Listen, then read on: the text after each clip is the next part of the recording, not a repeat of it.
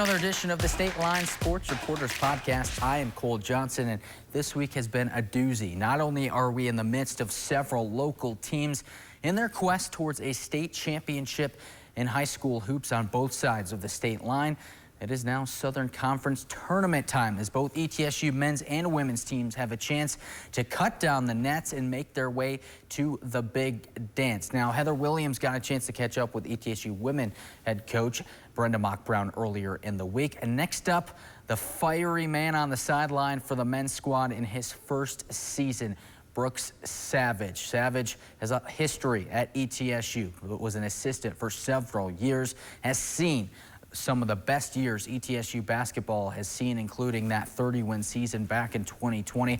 Now, Savage was an assistant then at Wake Forest for a couple of years before returning to Johnson City to take over for this program. And in year one, flying colors in some aspects of it, finishing the year above 500 and giving themselves a shot at the end of the year heading into the Southern Conference tournament. The Bucks enter as the 7th seed. They'll take on VMI, who they've beaten twice already this year.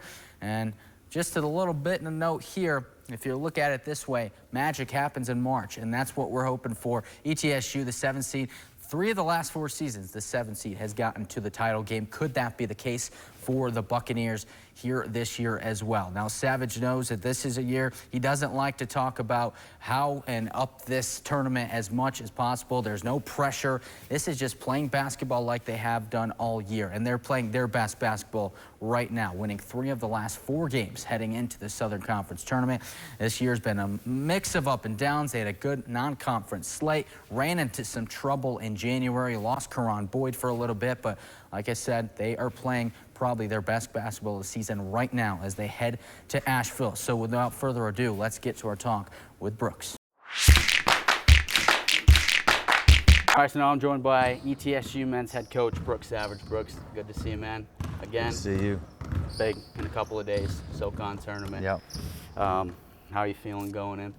Excited. You know, we've won 3 of 4, so we got good momentum, and our kids have continued to work hard and just continue to get better and better. And so we talked about all year playing our best basketball at this time of the year, and I think we have really high belief and a lot of good energy about us right now, and so we're just trying to carry that into this weekend. 16 and 15, you got to that mark, the game winner this past week, getting over that 500 mark in your first season. You know, obviously you're a game-to-game, week-to-week kind of guy. You don't look at the numbers as much. When you lay them out like that, though, and you see it, what does that mean to you that you were able to get that 500 mark in your Sure, yeah, it was huge for us. It was huge for us. You know, this 16 wins, with the exception of Ebby, is the most that anybody in our program has won in Division I. And so, you know, that's something to be proud of. That shows improvement. And, you know, it's the most wins in the program since the 30-win team. You know, our KenPom's up 100 spots since Butler in early November. So I think, you know, when you put together a team and it's got new staff and all new players in year 1, you know, it's expected that, you know, probably going to peak a little bit later. Probably not going to be as good early as you will be late. And we've continued to work and get better. And I think we've talked about all year playing our best basketball and just continue to get better and better and go to March with going to Asheville, you know, and be playing well in March and give yourselves a chance to make something special happen. So, you know, you were a part of that run as an assistant coach when, you know, you had some of those historical years here. So you've been there. You know what it takes in this conference. Right. Is that what kind of made it a little emotional? You got a little bit emotional the other day after the win because you've seen what this place has turned into after a couple of down years. Is that what makes it so emotional for you because you were in it?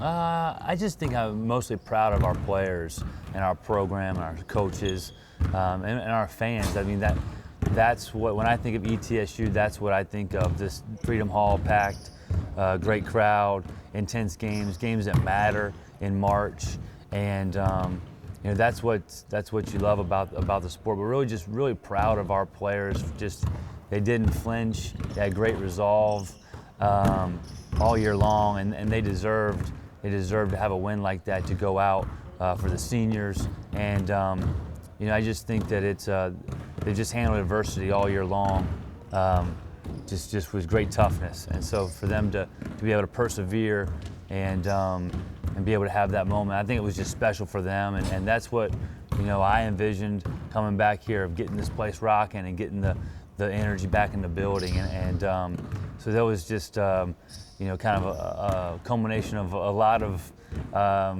almost a year's worth of work of trying to get this program back to where we all want it to be. Now, you mentioned throughout the season, there are a lot of teams in this league that have kind of been established. They have guys who've been on the roster for a couple of years. This was almost a complete revamp with you coming in year one. And then you deal with, like you said, the injury to Karan midway through the season, so you lost him for a little bit. And you mentioned you've had to battle through those times. Is that what makes you guys kind of scary moving into this weekend, because you've had to go through that and haven't had as much ups as some of the teams sitting at the top of the conference? Yeah, I think that when we're full strength, we can beat anybody, and we just continue to get better and finding our groove. And so when KB does so much for us, that doesn't show up on the stat sheet, rebounds, defends the other team's best player, just so much stuff. And when we hit that adversity there in January, we kind of had to reinvent ourselves, but it made us tougher. And so we've continued to come back from that stronger, and I think that's showing up now. So going into Friday, taking on a team you've already beat twice this year in VMI, what are you looking to attack the most, knowing them a little bit? You all know each other a lot at this point. Sure. So what's that looking like for Friday? Yeah, I think we got to get stops, rebound first shots like we did in the first half here, and we can do that. We can get in transition and get some easy scoring opportunities. But they run good stuff, so we got to be locked in defensively. Got to guard pick and roll, and then can't turn it over, because they're also good in transition. And so just trying to play as complementary as you can with your offense and your defense, not hurting yourself on defense by having live ball turnovers or taking bad shots, and just trying to execute the best you can, the best you have all year. And if you do that, I think we're really built for tournament play because we can guard in the half court. And so when you're like that, because when the game slows down, we're used to playing that pace already, and so I think that's an advantage for us. But we've got to hang our hat on the defensive end like we've done. We got to get first shot rebounds, and then that'll make playing offense a little bit easier. Going into a tournament like this, there's only a couple of guys who've experienced the SoCon tournament.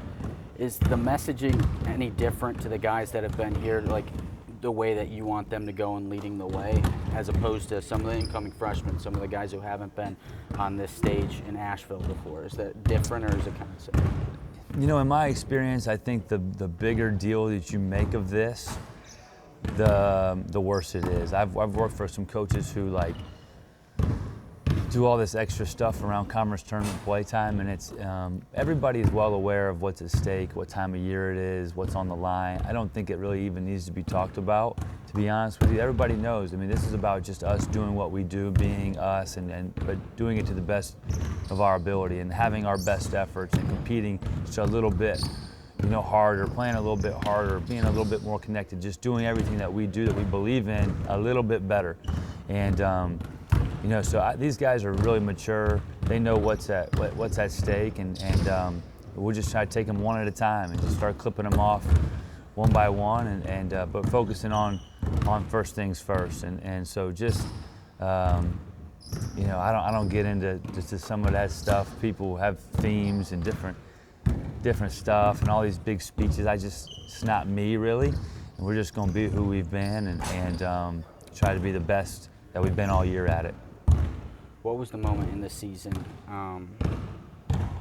or there could be multiple, I mean, it's a long season, any turning points that you really look at, a moment, whether it was off a loss or a win, that was very important to this team and where you are right now? No, there's a few that stand out for sure. Davidson was huge. That was special because a month earlier we had gotten our butt whooped in a scrimmage, and so that showed a lot of improvement. And then to give you have these watershed moments, especially early on in your tenure, and it's important to win those. And I think that was the first one that we won, and it kind of got the people were excited, but it kind of validated some of their excitement that this team could be really competitive, and that we were on our way back, and so that was exciting for our fan base. And so that was the first one. At Jacksonville State was big because that was our first true road win, and we went in there and really guarded, held them to 59 on the road.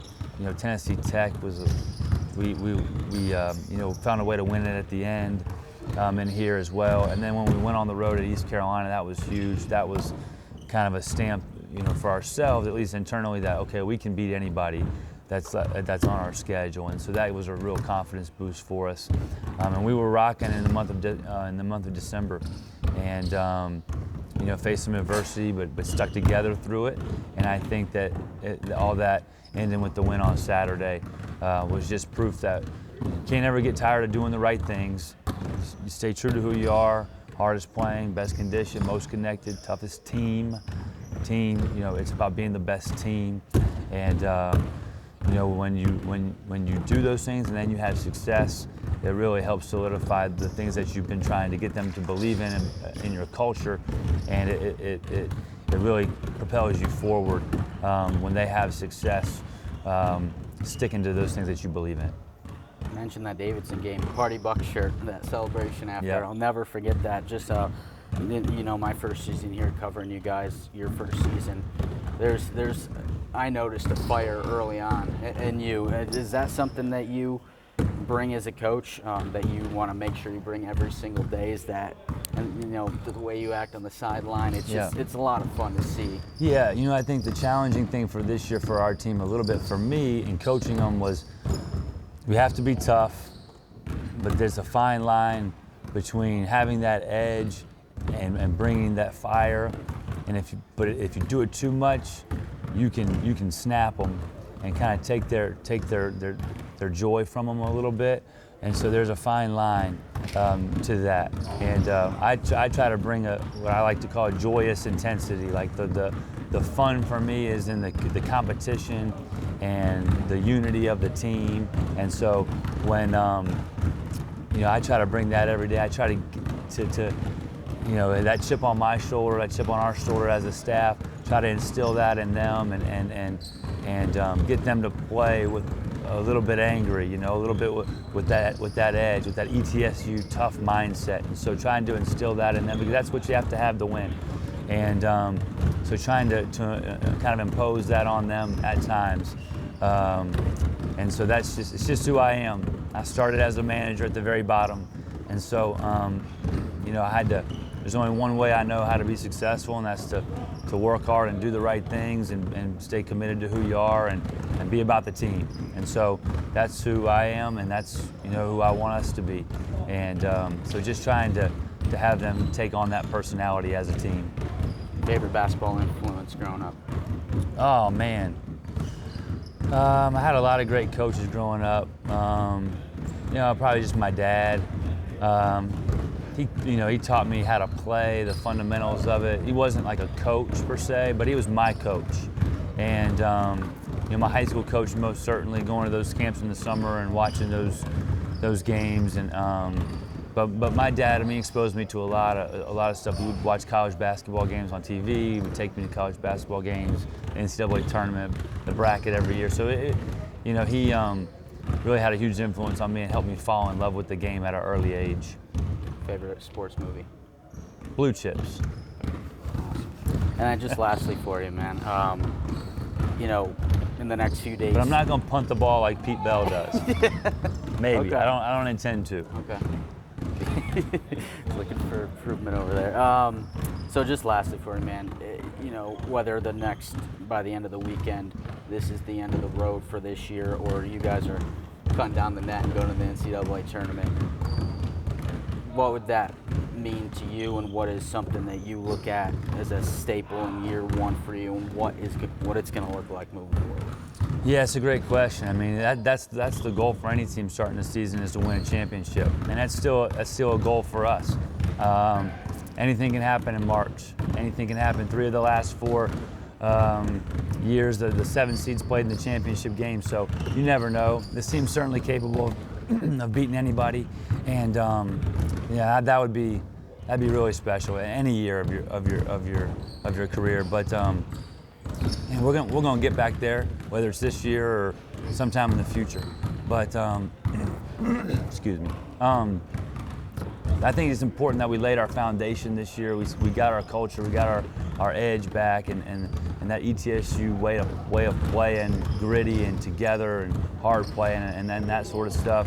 I think we're going to have some retention in the program, have some guys back that know how we want to do things, and return a number of talented players too. And so, yeah, just setting the foundation and getting us back on track, and I think has been the biggest thing. And we won a number of really big games. So we've taken some steps and gotten the excitement back in the building and in the community, and all those things have been really positive. So a number of things to be excited about, long list, and you know, we got to build on it this weekend and then into the off season as well, and give ourselves a chance to compete for a championship again next year. All right, Matt. Thank you so much. Appreciate it. Thank you. Yeah, Coach Brooks Savage here. Men tip off on Friday night against VMI. So there it is, ETSU down in Asheville as we speak as they prepare to take on the Keydets tomorrow night. We'll be there for the highlights and post-game coverage on News 5 WCYB and Fox 39 News at 10. For now, I'm Cole Johnson for the Stateline Sports Reporters podcast. We'll see you next time.